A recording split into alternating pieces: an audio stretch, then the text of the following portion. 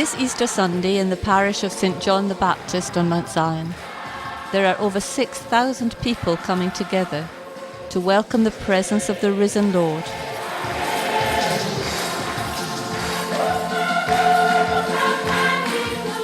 We are in Bujumbura, the capital of Burundi, a country in the Great Lakes region in the middle of Africa. It was during the Feast of Easter that we did the Stations of the Cross on Good Friday in the Kamenge area.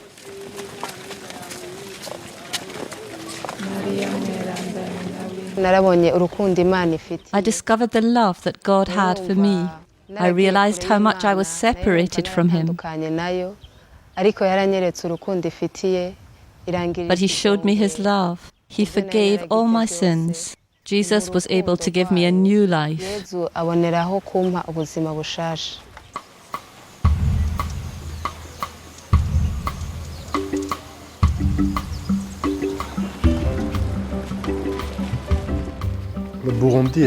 Burundi is a country, a centuries-old nation, an old homeland.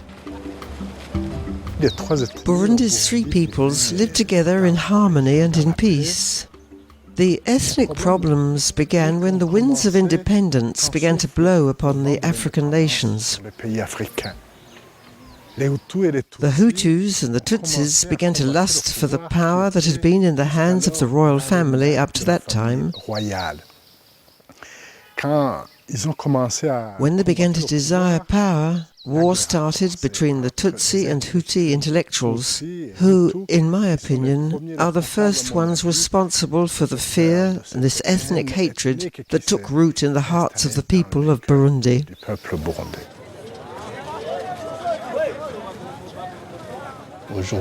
Up to this day, the country has not known real peace for nearly 15 years. Some children, those less than 16 years old, have never seen peace in Burundi. They were born during the war, and for them, peacetime is a time peppered with war and gunfire.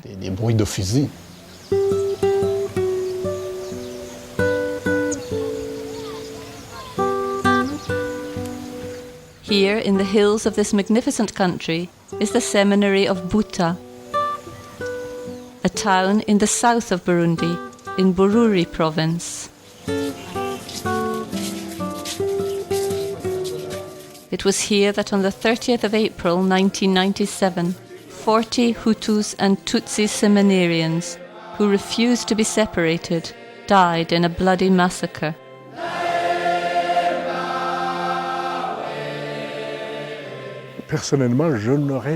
Personally, I would never have thought that we would ever be attacked because we lived in a peaceful region where there had never been war.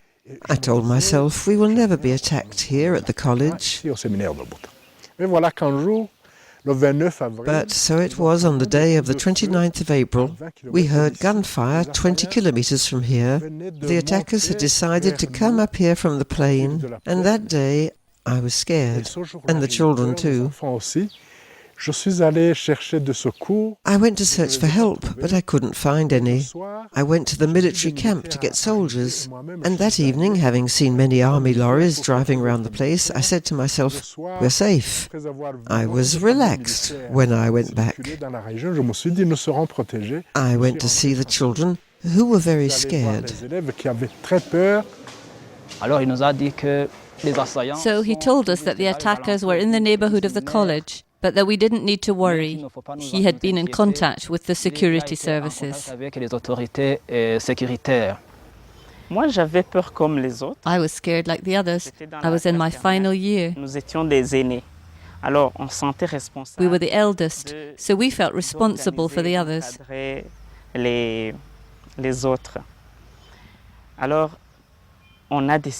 So we decided to keep watch at night, so that we could have a good view of any rebels that might be coming and alert the others to leave.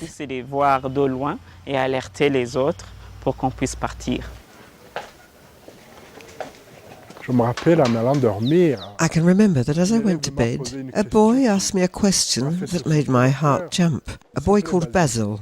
This boy told me, "Father, we agree with what you say. But tell us, if the attackers come into the dormitory tonight, what are we to do? This scared me. I said to myself, this boy who prays all the time, maybe he can see the attackers assaulting the dormitory. And I evaded the question, answering, Basil, if the attackers come, I will be there. I will tell you what to do.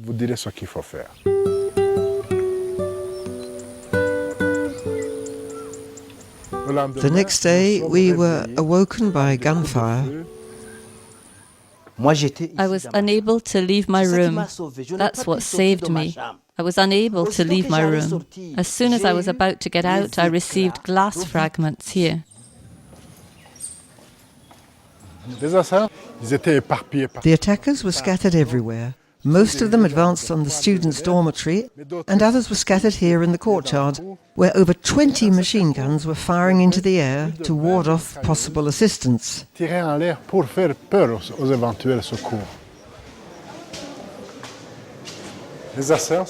attackers went up using these two staircases.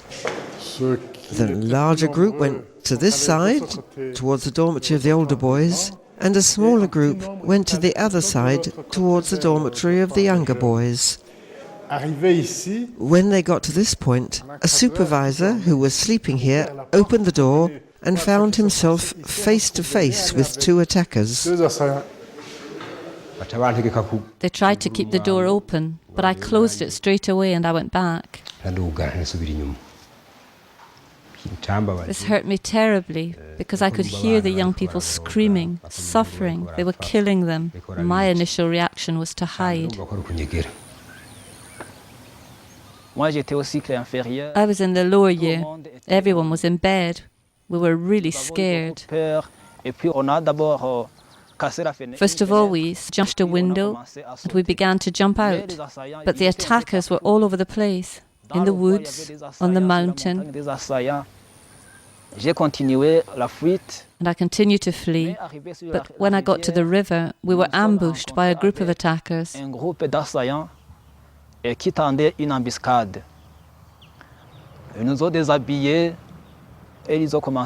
undressed us and began to beat us up. They brought a machete to kill us, and automatically we ran. We thought it was better to be shot than killed with knives. I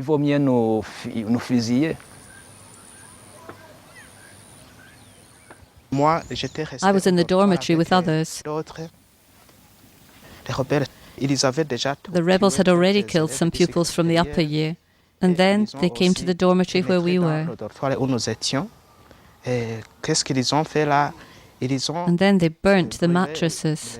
We had already gone, but a small number of students who were still there were taken hostage. There were 6 of them.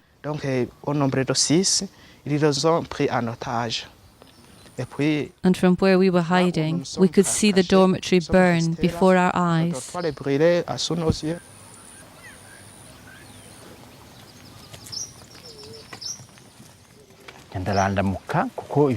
We didn't know about these problems because war had not yet broken out in our region. Hearing these shots, we fled with all the population. People told me that the situation was catastrophic in Buta. Because my son Pacifique was there, I asked, but what had happened? They told me that when the shooting began, they were killing the boys of the Catholic college. At that moment, I felt my legs giving way. I didn't know where to go. I couldn't speak. The next morning, Father Zachary told us that our child had been taken with the others to Burundi, and he had died on arrival at the hospital.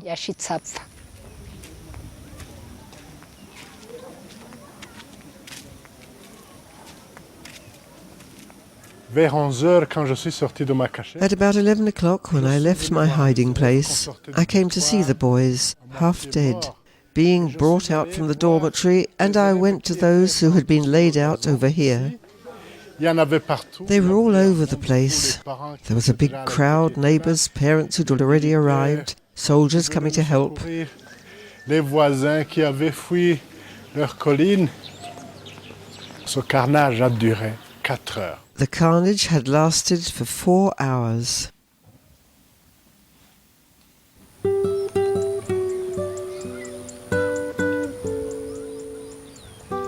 Carter, today, have you been able to forgive? I have forgiven the attackers. I have forgiven. For that matter, as they were shooting at us, I felt no desire for revenge. It may be a miracle for me. I never felt the desire for revenge towards them. Vraiment, sincèrement. Ils ont voulu nous diviser, mais nous sommes restés unis. They wanted to split us up, but we stayed together. J'ai vu la main. I saw the hand of God on me and on those who died. The hand of God was on them. Sur eux, mais la présence de Dieu se remarque. You notice the presence of God in such difficult situations, situations of war. I saw that God loved me. J'ai vu que Dieu m'aime. Dans ce dortoir, ils sont venus, ils ont commencé. They came into the dormitory and began shooting. À fusiller. Nous étions sous les lits. J'avais un ami qui. I had a friend next to me. He said, "Watch out, we're going to die in a few seconds." At that moment, we said some prayers. Our Father who art in heaven, we put ourselves in the hand of the Lord. Un assaillant arrête ses copains. An attacker stopped his friends and said, "Stop shooting, let's not kill our own." Ne tuons pas les nôtres. Il a commencé à So he told the boys, "You, come out now from under the beds, in 2 lines, the Hutus on one side and the Tutsis on the other." The boys were silent, no one moved. Personne n'a bougé.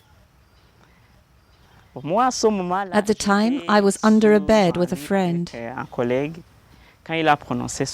When he told us to separate, we held each other's hands under the bed. We held each other very hard. I don't know, it was just a reflex. For a second time they ordered, "Hutus over there and Tutsis over here." Everybody ignored the order. He repeated it a third time, and he saw that nobody had come out. So he said, "If you don't want to come out of there, we're going to get some machetes and we'll cut you in 2.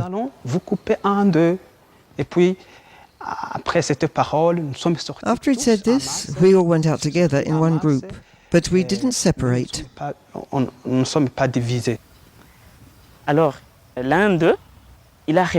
They asked us again to separate. Hutus here and Tutsis over there. Nobody moved. Suddenly, one of them pulled the pin out of a grenade and threw it into our group.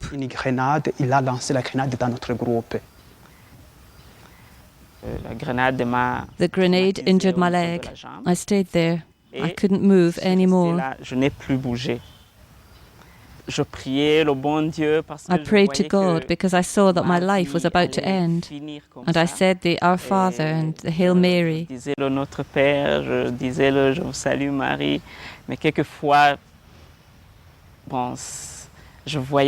But I saw that despite my prayer, the persecution was still going on.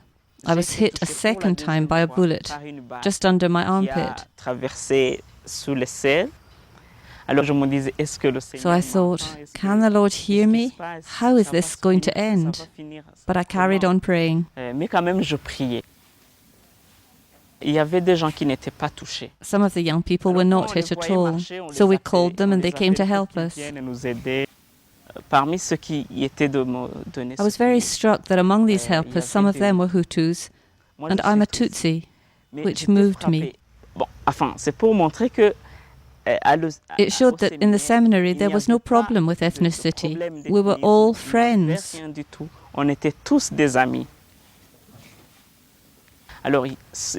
So the Hutus helped me up. It was them who saved me. One of them was called Gilbert. He took off his jacket, a beautiful white jacket, and used it as a bandage for my arm. J'étais touché. I was very moved. When I think of this now, I see how much he loved me. Il m'aimait.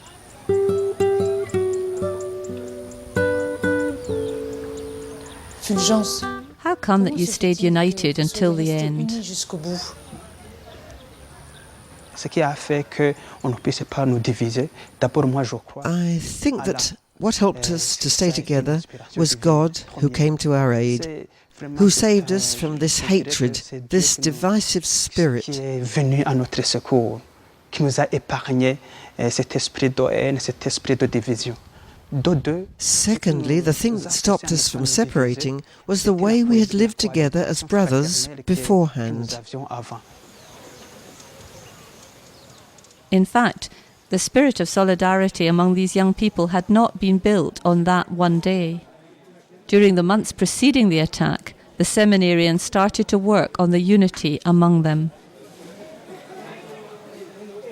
For 6 months, day after day, we have been meeting together to discuss the question of ethnic groups. After the news on television, I let the pupils make their own comments. Quand nous entendons quelqu'un mort ici, When we would hear about someone who died here, some people would say it was the Hutus, and some would quickly say that the Hutus were bad.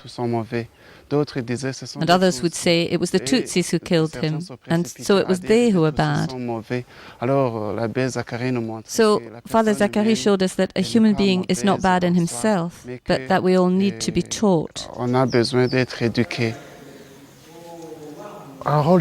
When I think about this story again, I remember that these children were able to say what hurt them, and so they were able to wash away, almost to vomit, if I can use that word, this poison which had taken hold in their heart. They learnt to lose their fear, to lose the prejudices, to forgive and to allow their own wounds to heal.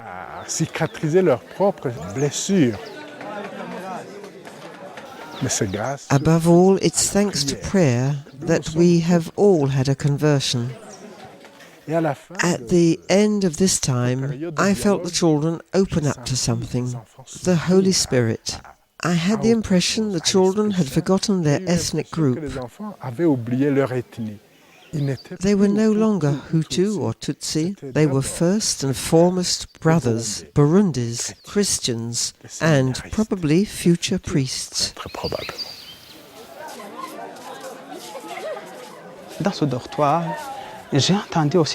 In this dormitory, I heard some seminarians who said, "We were really united here in the seminary. Why did these people come and do that to us? Why?"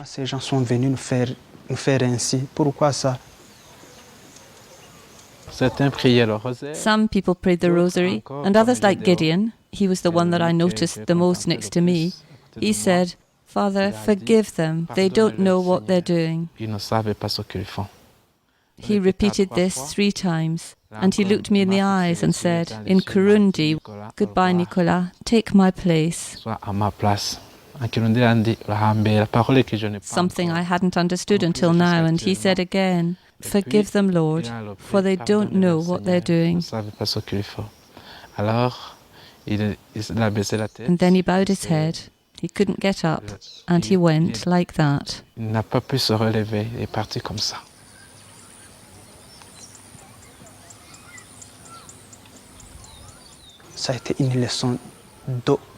It has been a lesson in forgiveness. Daring to say with a gun to your heads, "Lord, forgive these killers because they don't know what they're doing."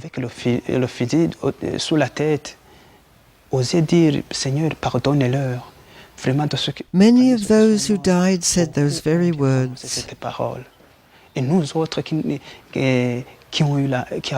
those of us who were lucky enough to survive that day have been able to say a word of forgiveness.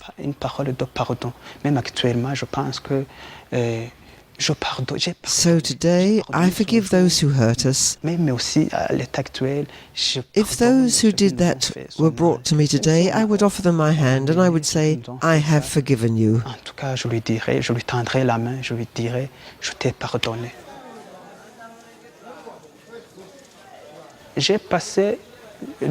spent nearly 2 years walking on crutches. Healing was a very slow process for me, but this slowness allowed me to experience both sorrow and pain, but also the love of God.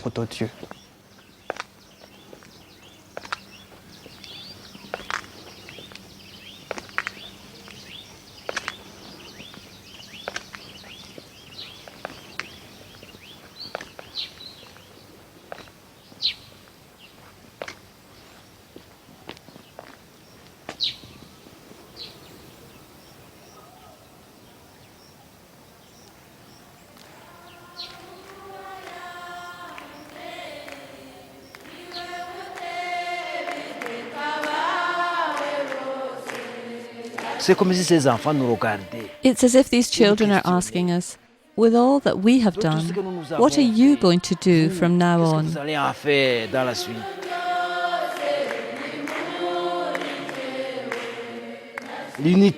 unity that we fought for, are you taking care of it, still consolidating it? And it's up to us to respond.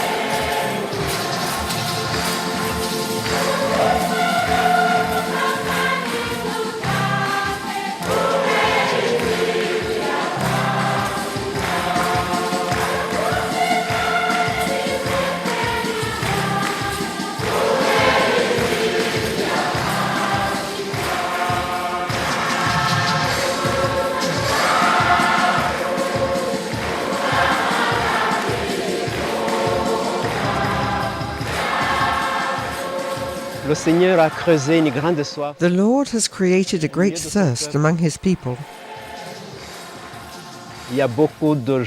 There are many people, many Christians especially, who want to go further. And when they discover the power of forgiveness and of love, they are changed and they are ready to go forward.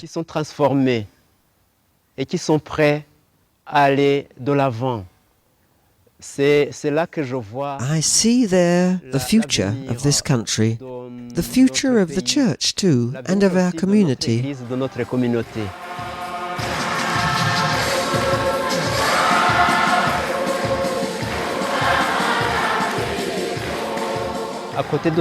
Standing alongside these young martyrs, the 40 seminarians of Buta, there are other martyrs who are still alive, who are at work and who believe in the future. I think this is the big question that the Lord puts before us today, and our role is to listen with our heart, but also to commit ourselves to bringing to our society this life that comes to us from God. Cette vie qui nous vient de Dieu.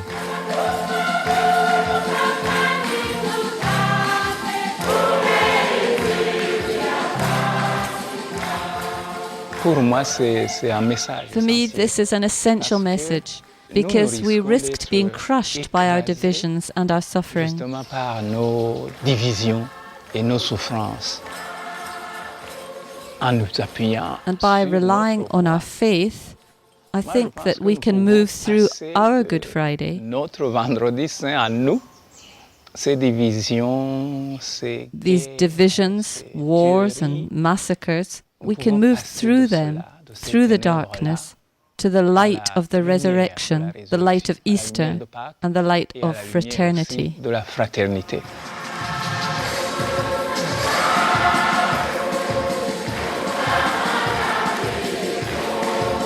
For this month, we will join with the words of Father Zachary and pray for peace in Burundi and the whole of the Great Lakes region of Africa.